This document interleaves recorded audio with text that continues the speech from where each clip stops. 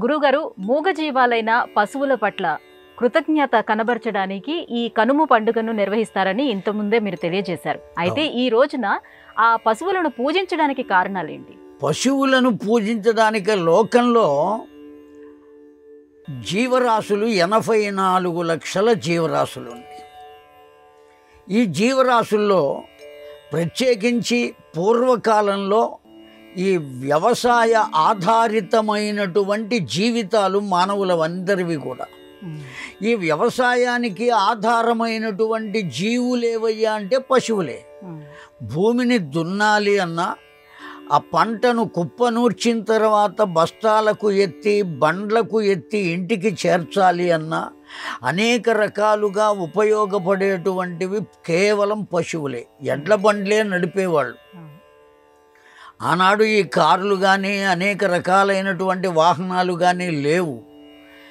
కనుక మన జీవనానికి ఉపయోగపడేటువంటి వాటిల్ని మనం గౌరవించడం అనేటువంటిది ఓ దివ్యమైనటువంటి విషయం. భారతీయ సనాతన ధర్మంలో కేవలం ఒక్క మనిషిని మనిషి గౌరవించుకోవటమే కాకుండా ఇతరమైనటువంటి ప్రాణులను కూడా జాగ్రత్తగా చూడటం అనేటువంటిది భారతీయ సనాతన ధర్మంలో ఒక భాగం కాదు, వాస్తవంగా ప్రధానమైనటువంటి భాగం. గృధ్ర వాయస జలచర ఆదీనాం భవత్యేవ సర్వైః కృతయైః నిశ్చయైః అని చెప్పబడింది శాస్త్రం. ఆకాశంలో సంచరించేటువంటి పక్షులు వాయసములు అంటే ప్రత్యేకించి ఎందుకు చెప్పారంటే ఒక అపశకునపు పక్షిగా భావిస్తారు కాకిని.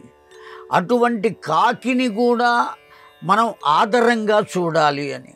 జలచరములు అంటే నీటిలో ఉండేటువంటి ప్రాణులు, వాటిని కూడా జాగ్రత్తగా చూడాలి, కాపాడాలి, వాటికి కూడా ఆహారాన్ని ఇవ్వాలి. మనం అక్కడక్కడ చూస్తూ ఉంటాం, పుణ్యస్థలాలలో ఉండేటువంటి కోనేరులలో నదులలో చేపలు తిరుగుతూ ఉంటాయి. వాటి కోసం ఓ రకమైనటువంటి పిండిని చిన్న చిన్న ఉండలు చేసి అలా విసిరివేస్తూ ఉంటారు. కనుక వాటిని కూడా జాగ్రత్తగా చూడాలి, మనతో పాటు ఉన్నటువంటివి చూడాలి అనేటువంటిది భారతీయ సనాతన ధర్మంలో గొప్ప సంస్కృతి ఇది. అందుకనే దేవాలయాల్లో కూడా 8 దిక్కులలో బలిపీఠములు అని ఉంటాయి.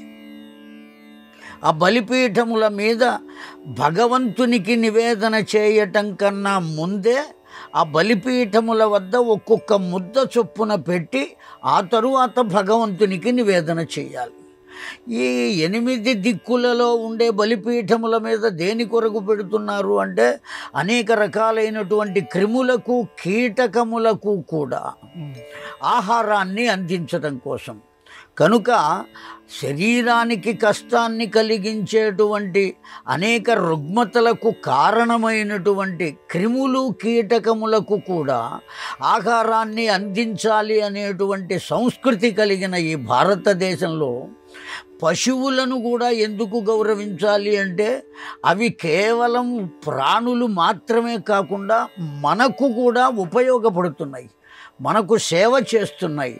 ఒక చోటు నుంచి ఒక చోటికి నీరు తీసుకురావాలి అన్నా ఆ ఎడ్ల బండను కట్టే వాటి మీద గుండిగలు పెట్టుకుని నీళ్లు తీసుకుని వచ్చేవాళ్ళు, అన్ని మోసుకుని వచ్చేవారు.